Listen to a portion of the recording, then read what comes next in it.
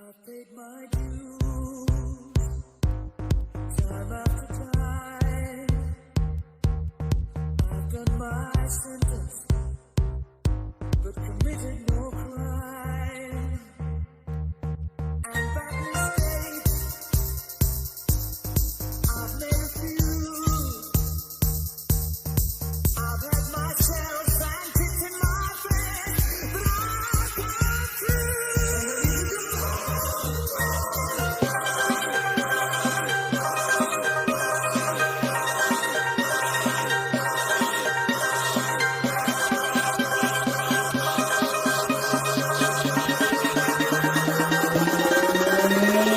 We are the champions.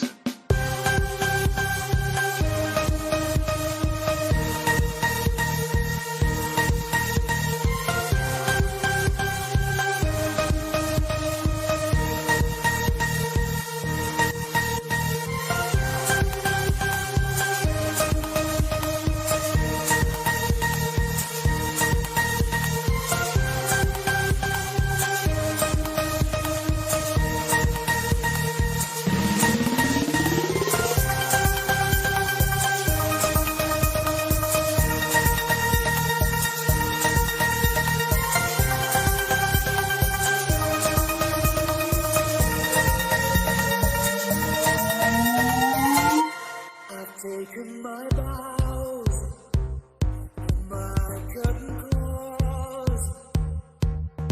You brought me fame and fortune and everything that goes with it. I thank you all, but it's been no bed of roses, no pleasure cruise. I consider it a challenge before all human race, and I never lose.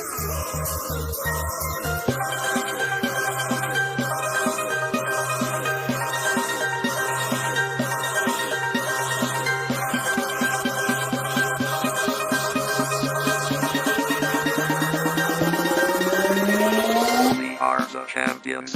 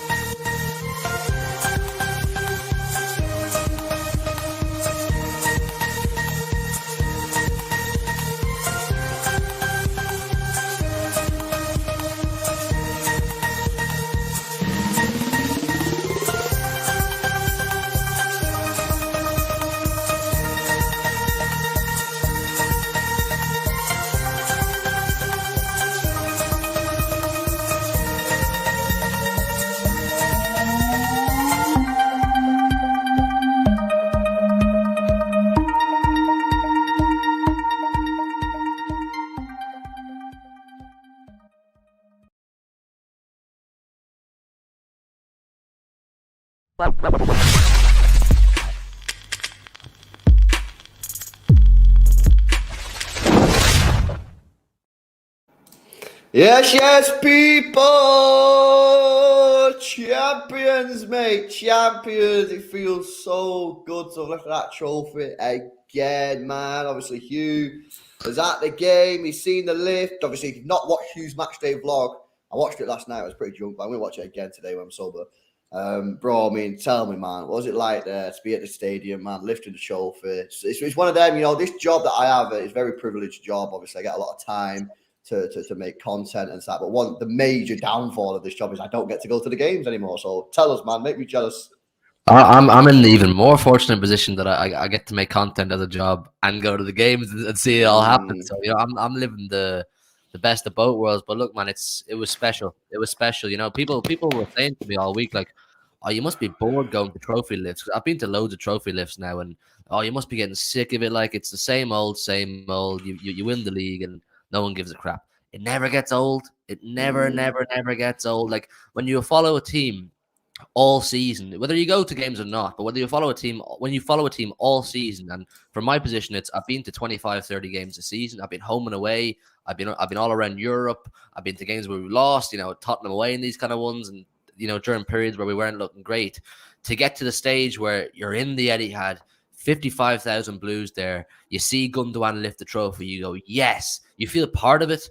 And for the people who don't get to go to games, even just watching it on telly, making the effort to get involved in the communities, getting up at mad times if you live abroad in different parts of the world, you feel like you've earned it. Like you're part of something you've worked for as well.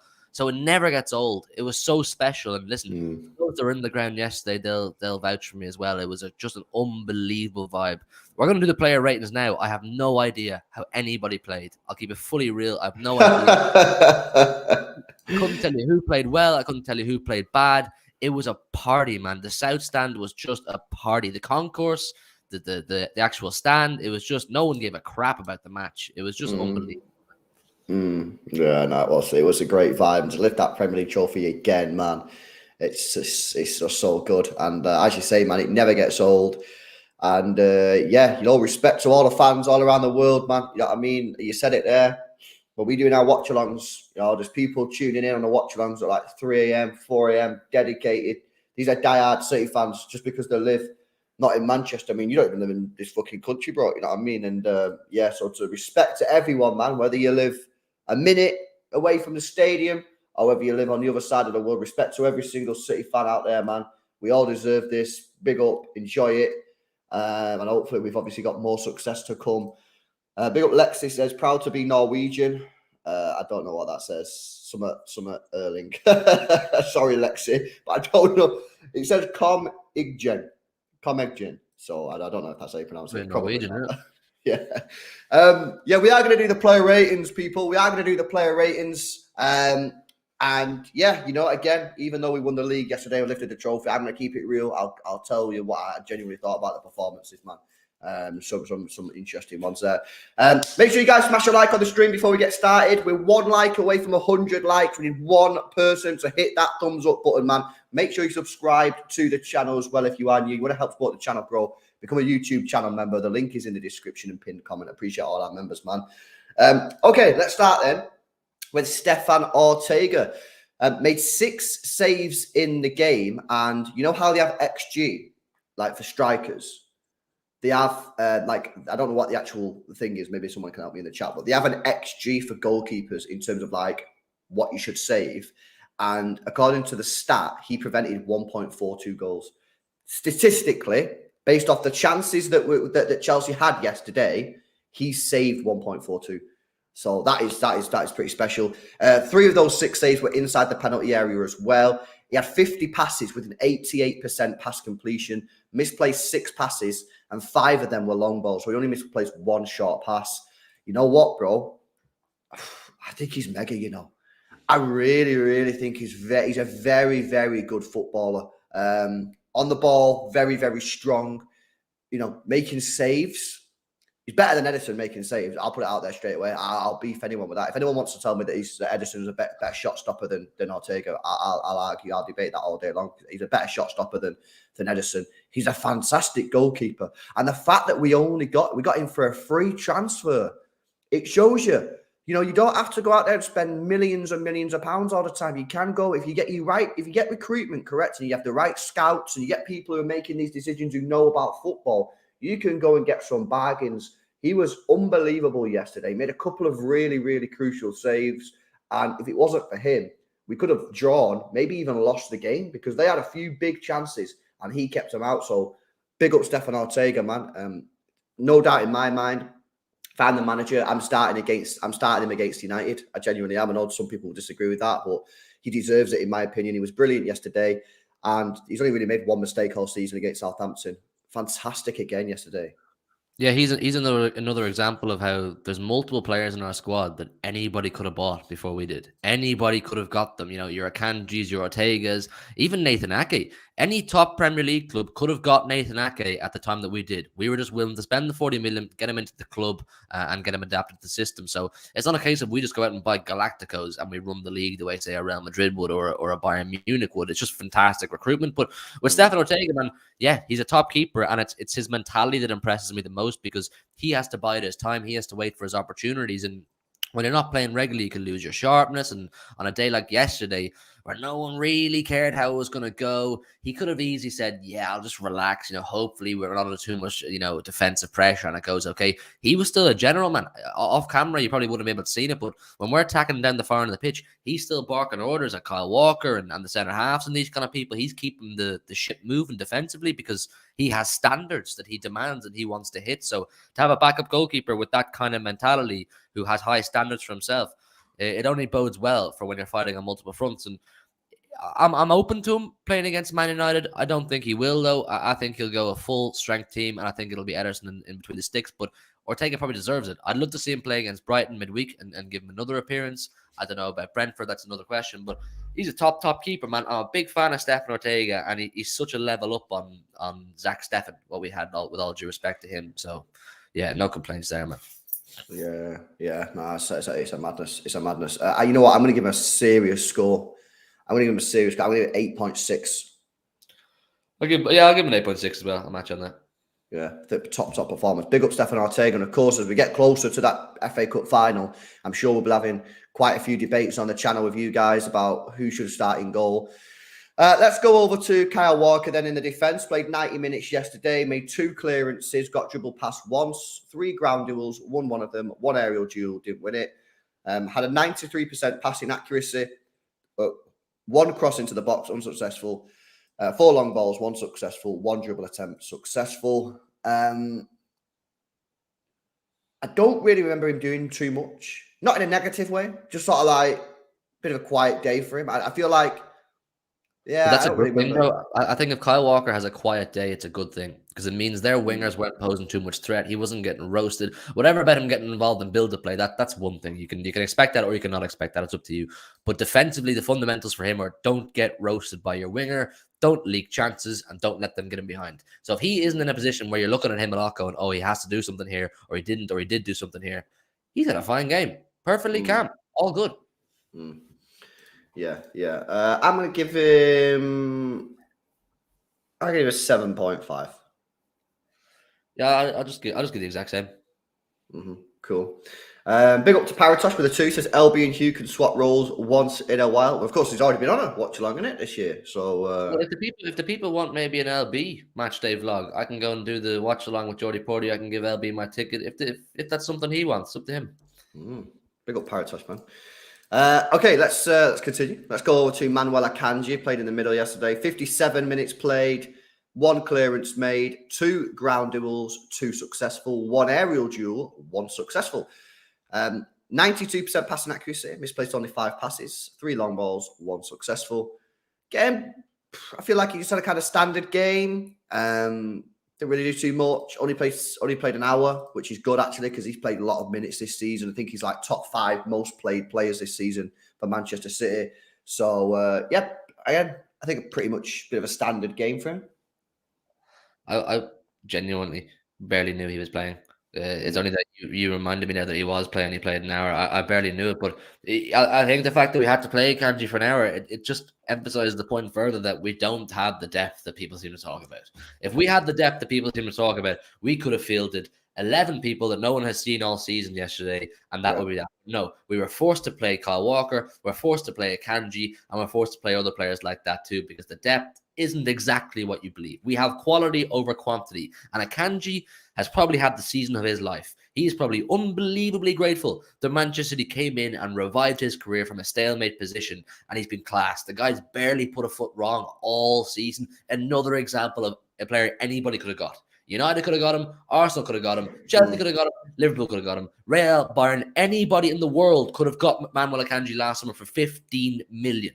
We have the right people in place within our infrastructure that allow us to keep bringing in these players that no one else seems to go for, and we make them quality. And people say, oh, it's Pep Guardiola, he only fits into a Pep system. Watch Akanji. He's a technically brilliant and astute footballer. He could play in many systems. So, unreal Akanji. I love the guy. Yeah. I'm going to hit him with a 7.5. Yeah, like I said, I didn't know he was in the pitch properly, so for whatever. Yeah. Guys, big up, man. Guys, make sure you drop a like on the stream. We're currently 6 likes away. 6 from 150 likes. Hit that thumbs up button, man, and subscribe to the channel as well if you are new. Okay, let's go on to Laporte, who was crying at the end of the game, bro. It was sad, man. That was It sad. was sad. Was that the last time we've ever seen playing a Manchester City kit at the Etihad Stadium? Quite possibly. These are his stats from the game. Anyway, he played 78 minutes, 2 clearances, 1 block shot, 6 ground duels, 1-3, 1 aerial duel. Didn't win that one. Had a 95% passing accuracy. Misplaced only 4 passes out of 78, which is pretty good. And 4 long balls, 2 successful. Yeah, I thought he was good yesterday. He's actually been playing quite well recently because he's actually had quite a few minutes over the last couple of weeks, and he's been doing a good job. So yeah, big up to Laporte. It was sad seeing him cry after it. You know, he's won 5 Premier League titles at this football club, and you know, the day that he leaves, it's going to be a very sad day, man. You know what I mean? It's going to be a sad day. He's a top professional, top player, and it's a sad situation that he's not managed to get the minutes this year that he probably warrants.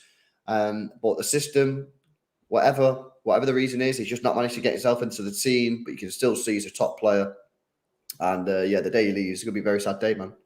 Yeah, really sad, man. Laporte is just an unbelievable footballer, and he came in at a time where we really needed him. If you remember that halfway through the season period, we had, you know, I think Mendy had the injury, and other players were falling in and out of the team. So Laporte has come in and he's been an unbelievable servant, and he'll be remembered for some unbelievable games and periods he's had, like last season, even more recently, you know, when we had real defensive problems and injuries.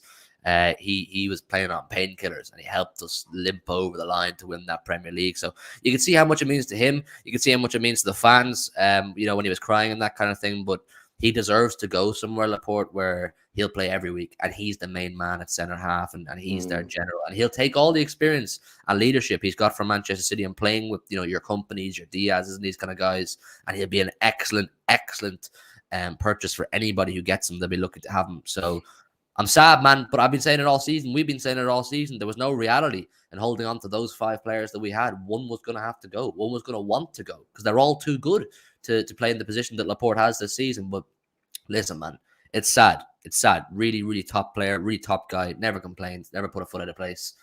Big up Laporte, man. Yeah, I'm going to give him a 7.8. I'll give him an 8, man. It was his last day. He was crying. He clearly loves the place. He loves the fans. You're giving him a better rating because he was crying. Yeah, man, he gets crying points, man. He gets crying points. What is this?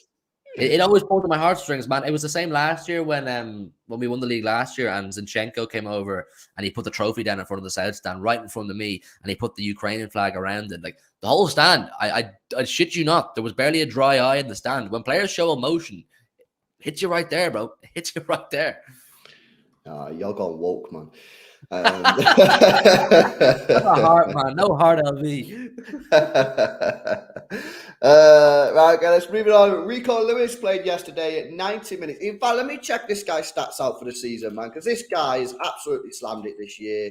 No one expected him to play the minutes that he has done. He's now played 722 minutes in the Premier League. He's played 1,400 minutes, maybe slightly less than that, 1,200 minutes in all competitions for Manchester City. That was his 12th appearance in the Premier League. He's played 5 FA Cup, 2 Champions League, as well as getting a goal, big goal as well, and 2 games in the Carabao Cup. He's had a phenomenal year, and these are his stats from yesterday. 90 minutes played, 44 passes, 38 successful. That's an 86% pass accuracy. 1 key pass, 1 long ball, which was successful. Dribble attempt successful. 2 ground duels, both of them won. He also made 1 clearance and 1 interception. He's also been credited, or discredited maybe, with 1 error that led to a shot, which I can't remember myself. But yeah, it's there, so I thought I'd say it. Yeah, and we're rumoured, apparently, he's on the verge of signing a new long-term contract at the football club, which is very, very positive news. Of course, we want to keep our star young players. And yeah, I thought yesterday, again, good performance from him. I believe that when he gets the ball in the pockets, right, I believe he's one of the best players in our team at driving the ball forward. I genuinely believe that. I'm not even just saying that as like a gas. When he gets the ball, right, in that sort of Gundogan position, he can drive forward. And because he's got that agility, he can quickly turn either way. He's got a good pass on him. And I just think he's got that acceleration burst as well. I think he's actually one of the best players, if not the best player in that position at doing that. It's fantastic, Rico Lewis, and get him signed up on this new contract. Good performance yesterday. happy days. What a guy, man. What a player. What a guy. What a season, Rico Lewis. You know, we're blessed to have Kyle Walker and that kind of thing. But I'm very comfortable and satisfied in the knowledge that this guy is the future of that position. You know, he's such an unbelievable footballer, and he's only going to get better. And he's not one of these players that, you know, he's just going to get a medal, or, you know, he scrapes his way over the line to get a medal. He played a big part this season, particularly in the first half. He was very important. I remember I was at where was I? I was at Stamford Bridge when we were.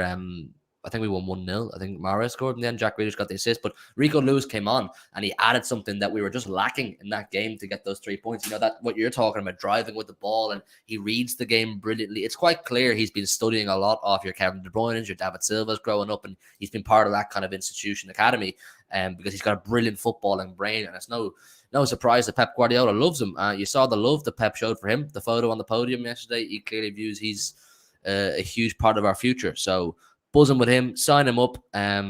Top player. He's going to be. He has the ceiling, man, to go on and be one of the best fullbacks in Premier League history if he keeps going the way he is. If he keeps focused, stays humble, and learning off Kyle Walker and the other players around him, Rico Lewis had the sky is the limit for him. Yeah, no, it was good yesterday. It was really good, and yeah, his development over the next couple of years is going to be really interesting to see. But yeah, good performance yesterday. I'm gonna give him like maybe a 7.8, similar to Laporte. I thought it was on the same sort of level, maybe a bit better, maybe 7.9. I'm going to give him an 8 because he's one of the few players that I actually did notice impacting the game very heavily. When I was actually watching the game for periods, I saw Rico Lewis in the middle of the park. He's doing his thing, man. You know what I'm talking about, the link up and the driving. So, you know, for a player of his age to have the confidence to play that role as well as he does, it's quite extraordinary the way he does it. So, yeah, listen, I'm going to give him an 8. Big up, man. Respect to Paratosh, man. With another super chat. Appreciate the donuts, bro. Says Rico could have scored his first goal if he got a touch. Yeah, he's still missing that first Premier League goal, bro. But Prem soon come. Yeah, Prem soon come. Or maybe don't say that actually, because Cole Palmer's not even got one since he said that. Rico Lewis, man or machine. Innit? Rico Lewis, man or machine. Let's go, Paratosh. Okay, let's go over to Sergio Gomez, who actually thought played quite well yesterday. He played 78 minutes in the game, 57 passes, 51 successful, 89% pass accuracy, 1 key pass, 1 cross unsuccessful, 6 ground duels, 3 successful, 3 aerial duels, 1 successful, and 1 clearance made, and 1 error that led to a shot. Yeah, that was pretty much the only thing that he did wrong, which was quite a big thing. I don't know if you've seen it, bro, but basically he had the ball and he just decided to pass the ball into our penalty area for some random reason. I have no idea what came through his mind. And they almost had a big chance from it. But other than that, I genuinely thought he played quite well. I respect him. Like I say, my opinion, don't think he's good enough for this club, and I'd sell him or loan him for at the end of the season. But I'm gonna tell you, I think I respect the guy. You know what I mean? I thought he played a good game yesterday, and put agenda to one side, put your opinions on his future to one side, judge him off yesterday. Other than that one mistake that he made, which was quite a big mistake, but I played well. Yeah, I mean, I can't say I studied Sergio Gomez yesterday. I wasn't really watching him or too much. Did you watch anything yesterday, bro? Why are you here, man? Bro, chat. Why are you here? I'm here for vibes, man. I'm here for vibes. You was at the game, bro. How you not see any of these players, man? Bro, watch my vlog. I spent more time just jumping around the south stand, the concourse, than I did watching the game. Like, I wasn't giving any analysis, man. It was a party day. Allow me, champions in it. But listen, on Sergio Gomez, yeah, I'm with you. I don't think he's a City player. You know, when you just know by a player, they're not City standard. They're not going to be part of the team moving forward anyway, in a huge capacity, anyways. But yesterday, yeah, I suppose I didn't see this back pass you're talking about, but he seemed okay. I saw him driving forward a few times. He looked threatening down that side. He was decent, Sergio Gomez. But I think wherever he goes, they'll have a good player on their hands. He needs to go to a club where he's going to get more game time. He has more of an important role and he can develop into that. He's not going to get that at Man City. He's always going to play second or third fiddle to whoever our starting 11 players are. But there's no denying, technically, and the way he reads the game, he is actually quite good. But like I said, when you just know he's not a Man City player. So no disrespect to the guy. I like him, but take your medal and Move on. You know what? I'm going to give him a high score. I actually thought he was probably better than Rico Lewis, in my opinion. I don't know if that's cap, but I seem to have noticed him more. I'm going to give him. Honestly, I'm going to give him an 8. Yeah, man, he was unreal. 8 class. why are you smirking for? When you said that? Because I don't know. I don't know. You don't know. Bro. Oh yeah, shit. Yeah, you don't know. Big up to OT. Says Gomez will be good. Time. Yeah, maybe some people are willing to give him time. I'm just saying now. I see it. I don't think he's quite there, man. But okay, respect people if they want to give him time. Big up Daverson with a 2. Says he was really good attacking wise, but he played good overall, 8.4, so quite high there for Dasmussen. For me, I think the thing with Sergio Gomez is, I think they've got to work out, and he has to work out what actual position is he on the pitch. Because the problem that you have with him is he's not a very good defender, right? I'm not digging him out here. I'm trying to like discuss where he can have the best future. He's not a very good defender, and you've seen that in multiple games this season with poor decision making. It was Copenhagen away, give the red card, poor positioning. I've seen it against Seville, poor positioning. He passed the ball into a penalty yesterday. So I'm not digging out here. What I'm trying to say is he's not a great defender. However, he does have other qualities which are really, really good. On the ball is amazing. He's really, really good. Up on that left-hand side, putting crosses into the box, reminds me of Kolarov. So what should he do? Should he be a midfielder? Should he be a winger? I think this is something that he needs to think about. What position should I be? I believe that if he decides to play left back, I don't think he'll ever reach a top level, because I just don't think the top teams will be able to compensate for his lack of defending ability. If he goes for a midfield position, maybe he could reach a decent club, decent standard of level. But I just don't think he's a defender. You know, I think that Zinchenko wasn't the best defender in the world, and this guy's worse. So for me, does he need to move into the wings? Does he need to move into a midfield position? Because yesterday you didn't really see him too much defensively, and he had a great game. So that tells you what you need to know. I could see him playing as a 10. I could see him playing as a winger. I think it's definitely in an area of the pitch where he doesn't have the same amount of defensive duties, because it's quite clear that his deficiency is his defensive capacity. He's not the best defensively, but like I said, there's no denying that the guy's a very good footballer, but time doesn't wait for you at City. Unfortunately, you need players who you can guarantee a certain level. I get it if you're still developing like a Rico Lewis, but Rico Lewis is at a certain level where he's good enough to be in the squad and give him that allowance of he's still developing. Gomez, he's not at that same level, as Lewis, I suppose. But yeah, he needs to go somewhere where, like I said, first of all, probably find his position. I think you're right. Find where he needs to play the pitch. You know what? And I think James Milner's had this problem to a degree, in that when you don't nail down a certain position, you struggle to nail down a position in the first team. You know, Milner at City was always in and out of the team. Milner at Liverpool's been in and out of the team because he doesn't nail down a position. Having these utility players in the squad is great for us as a club.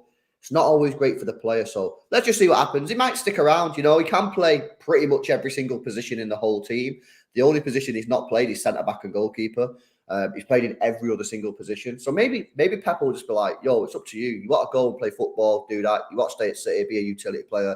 Can't promise you a lot of minutes. You're probably not going to play that much. But, you know, in the early Carabao games, or we've got an injury crisis, you'll play. Maybe he'll stay. Who knows? Listen, if he sticks around and Pep decides to pursue with him and keep, helping him grow and develop, I'm backing him. I will back him, and I want him to do well, and I hope he turns into a top player. But if we're talking about right now and what we've seen over the last 9 months, you would think the best thing for him to do would be to go and find a club where he's more important. Yeah, man. Right, okay, let's move on to Calvin Phillips, who got his first. I bet you was buzzing. He got his first start in the Premier League. I watched this performance. I analysed it. Every touch he made, I watched this one with serious intent. So let's talk about KP. Right, okay. So 90 minutes played, bro. Ooh, say it again. How much? 90 minutes played, bro. Ooh, okay. Are you gassed? You're gassed, isn't it? Tell me more.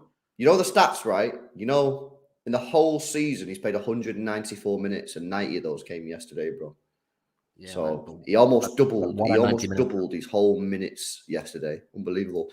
These are his stats: 82 passes, misplaced 5. That's a 94% pass accuracy, bro.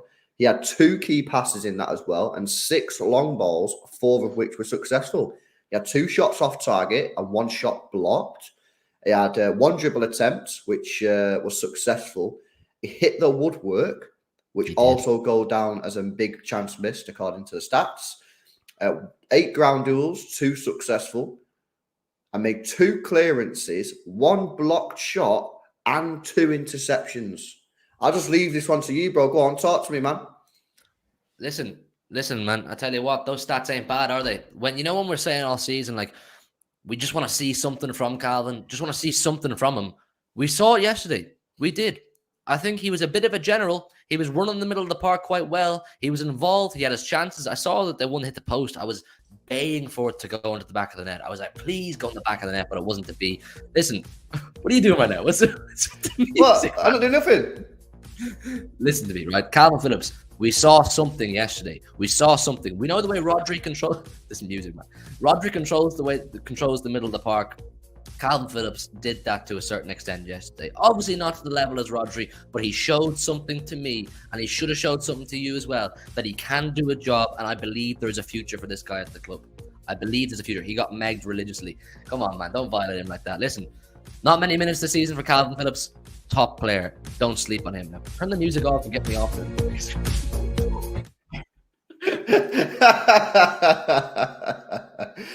You're a joker. You're a joker, you man.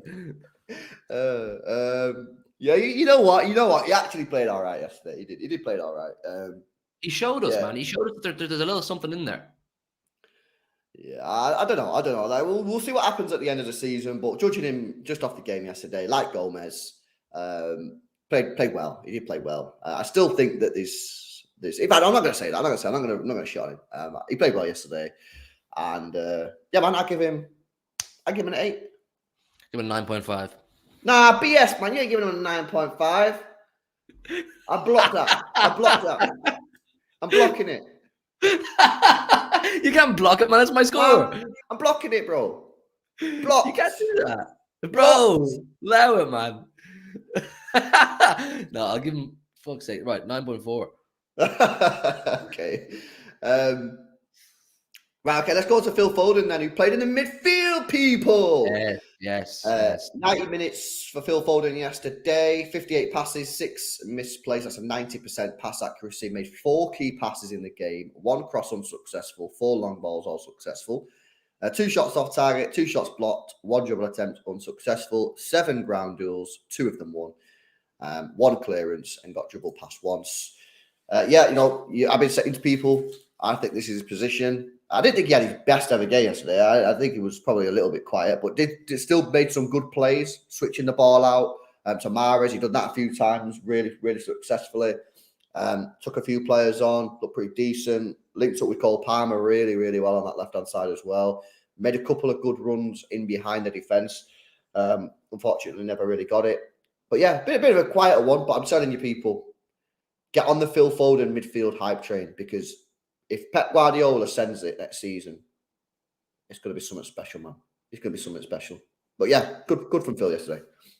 Yeah, man. You could see with the A-team players around him, Phil Foden in the midfield could absolutely cook. I think it was the first half, they were shooting down towards my stand, and you're right, him and Cole Palmer, they seem to have a good understanding. I don't know what it is. I don't know, is it in training they enjoy playing together or what it is, but they were linking up. They understand each other's runs, each other's passes very well. So I was enjoying watching that. But there's definitely a top midfield player in Phil Foden. And yesterday he wasn't playing with our best players, so you weren't going to see it at its best. But you could see at a higher intensity game. Maybe Kevin De Bruyne beside him, Haaland in front of him, whoever on the wings, Jack Grealish. You can see Phil Foden really cooking, really cooking. Because the thing with Phil Foden is his football brain, man. His footballing IQ is so unbelievably high from the amount of experience he's gained playing with and training with top players for years, that he's years ahead of what he should be mentally, in terms of the way he reads the game. So I'd like to see it, man. I'd like if we sign Ilkay Gundogan on a new contract.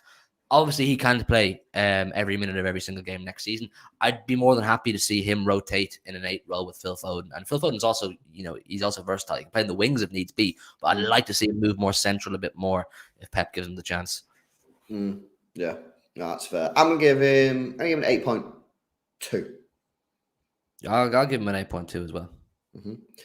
Okay, let's go into our final 3 players then of the show, guys. Let's go right wing. Let's go Riyad Mahrez. Played 74 minutes yesterday. Had 1 shot blocked, 2 dribble attempts, both unsuccessful. 29 passes, misplaced 2. That's a 93% pass accuracy. 1 key pass in the game and 1 big chance created. 5 crosses, 1 successful. 10 ground duels, 1 successful, and that's pretty much it for the stats. Yeah, I mean, I think it was a little bit quieter yesterday. Riyad Mahrez, but of course, you've also got to remember he's not playing with Kevin De Bruyne, so he's not got those runners. He's not got those balls in behind or quality balls to him. That said, I think he did all right. Yeah, I really got much to say on Mahrez. Like just kind of chilling. Yeah, listen. I think Ahmed sums it up quite well there. Actually, with the chat says Mahrez was quiet because the league was already over. He lost so many duels. He delivered a sick ball to Calvin, which hit the post, scored an assist, but both were disallowed. 7.6 for Mahrez. Yeah, I mean, I literally got nothing more to add on that. I think this. I think summed it up quite well. LB, stop this Mahrez obsession, mate. He's getting old. Wait, what? What obsession? I ain't got an obsession with Mahrez. You obsessed? I didn't think so. Maybe I am. Maybe I'm obsessed with him. I didn't think I was obsessed with him. You know what I mean? I don't know. Maybe you have a bit of an agenda going on, do you? Maybe I do. I didn't think I did. But fucking this guy, Pet Merchant, saying I do have an agenda. So maybe I do have an agenda. Who knows? LB hates Mahrez, lads. That's mad. Well, is it a positive? I don't know. Pet Merchant, are you saying I have a good like I overhype him, or are you saying that I don't like him? Like what is my agenda? Please let me know.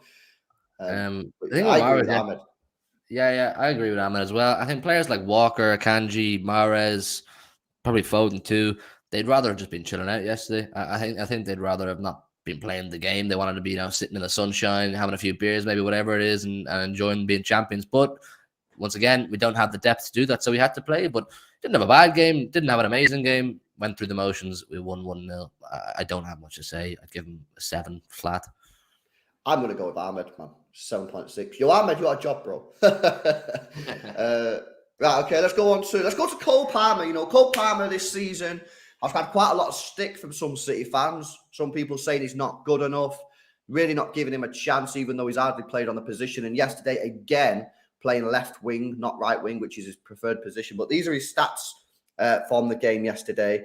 90 minutes played, 1 assist, which, by the way, I think people are underrating just how good that assist was, because he's got to get that pass perfect. Because if he overhits it, Alvarez probably going to have to hit it first time because he won't have the time to be able to do it. And if he underhits it, obviously the defender gets there. It's a perfect angle for Alvarez and the perfect amount of power. So great assist. He had 2 shots blocked, 4 dribble attempts, 3 successful, 50 passes, 5 misplaced. That's a 90% passing accuracy. 1 key pass in the game, 1 cross unsuccessful, and 2 long balls, 1 successful with 1 big chance created. 8 ground duels, won 5 of them, and that's it for the stats for Cole Palmer. But I thought he played well yesterday. I think he played well yesterday. Again, I say this: he's not a left winger. I know there's some people out there that still don't get it. Left wing and right wing for a player like Cole Palmer is a completely different position. He's not a left winger; he's a right winger. Having said that, he did do good yesterday. And yeah, man, I think he played well. I think he played really well. I thought Aspilicueta got smoked a lot of the game. I think Cole Palmer was probably my man of the match. I think he was really, really good. And you're right, the position thing is huge for Cole Palmer because, put it this way, it'd be like telling Riyad Mahrez, you got to go and play left wing. It don't work, no comprendo. It's not his thing. He's not comfortable on the left wing. His natural habitat, his forte is right wing. And for anybody who's seen Cole Palmer at underage, EDS on the right wing, the kid was cooking. He was absolutely cooking. And I think yesterday he showed it, man. He's had a hard time this season, Cole Palmer. People have wrote him off quite a few times this season, said, he's got no future, get rid of him. But he's had it hard because, the out of position thing, really, not a huge amount of minutes. Do you have the amount of minutes he's played this season up there by any chance? Yeah. So if we're saying that he's a right winger and not a right winger, you know how many minutes he's played this year on the right wing for Manchester City? What? 9. What's he meant to do? How How do you tell Riyad Mahrez to play left wing? You don't.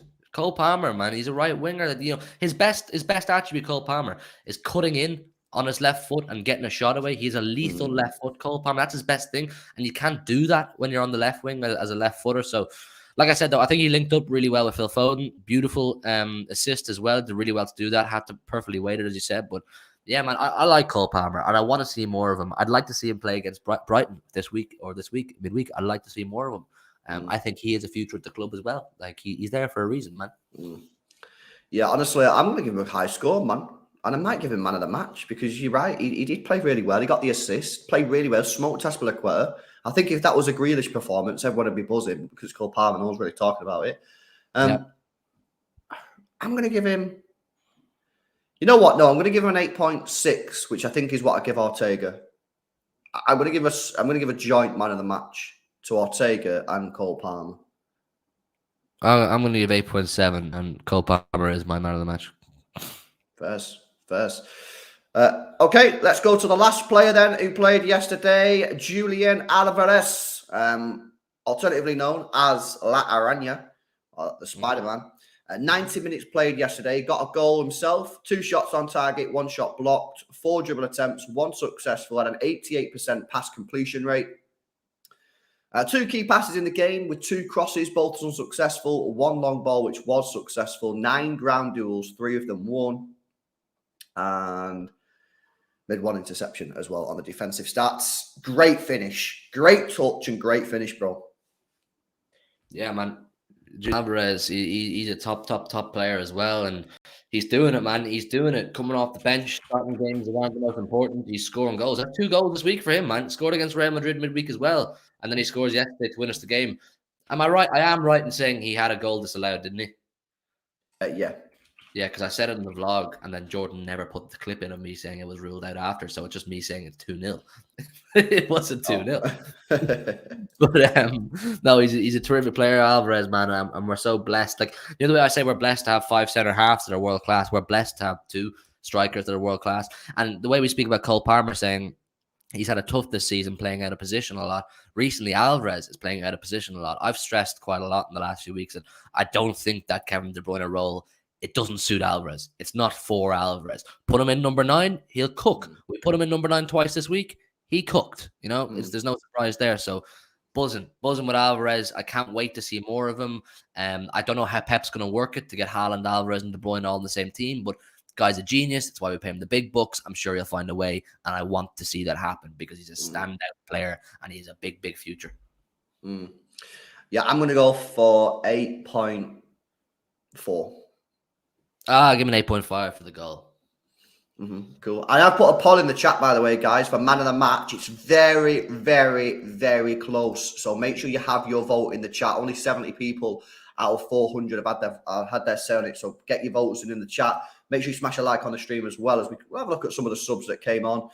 John Stones came on, didn't he? Come on for half an hour or so. Played quite well. The main thing there was just don't get fucking injured. Obviously, Haaland, Rodri, and Kevin De Bruyne all came on for the last 10, 15 minutes or so. Didn't really do too much. But yeah, obviously on there just to see out the game, which was decent. And some other news, obviously Nathan Ake was interviewed after the game and said he's basically going to be in training in the next few days. So Nathan Ake is going to be available for the FA Cup game, which is great. Obviously coming out in 2 weeks.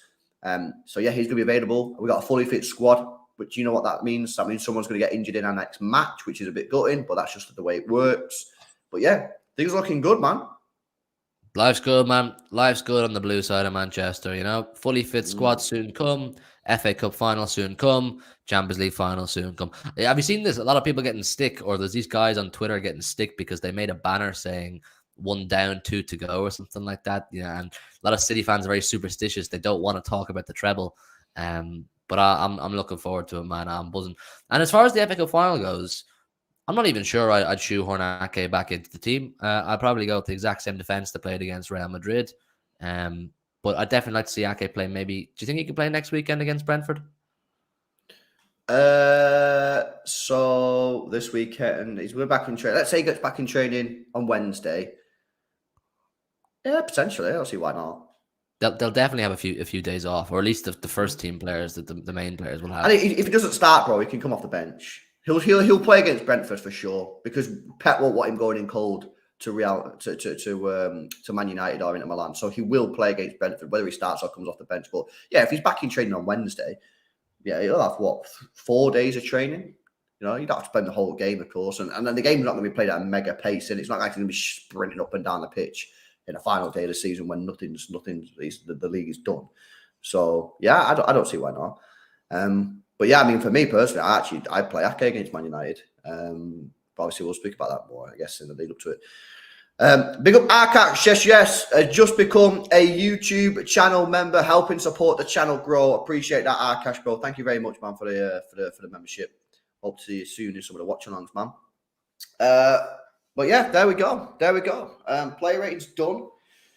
Title has been lifted. Obviously, if you've not seen the vlog from yesterday, then go check it out, man. I'm going to watch it again, man, because I can't really remember too much of it. I watched it last night, man, but you know what it's like, innit? I mean, didn't really catch it out. But people watching it, people are buzzing in the comment section, innit? So yeah, I'm going to go watch that. So everyone else should go and watch it as well. And yeah, man, we'll be back later on with another stream. Big up. Manchester City, champions again. Unbelievable scenes, mate. And I'll still start with the tune in it because it is a sick tune. But yeah, guys, make sure you drop a like on it. Subscribe to the channel if you're new. And we'll see you in the next one, man. See you in a bit.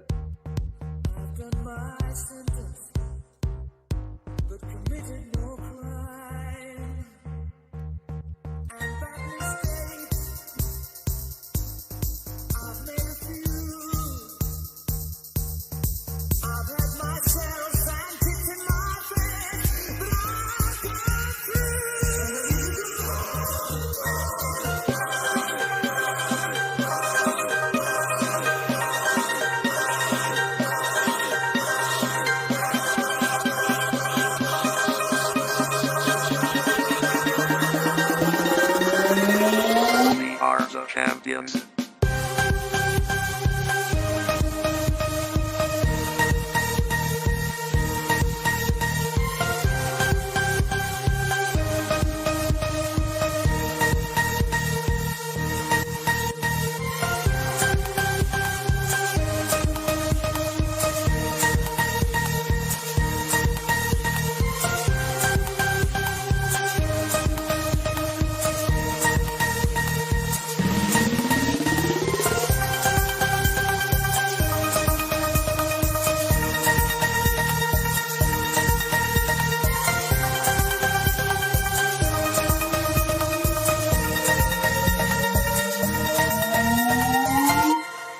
Taken my vows and my curtain calls. You brought me fame and fortune and everything that goes with it. I thank you all. But it's been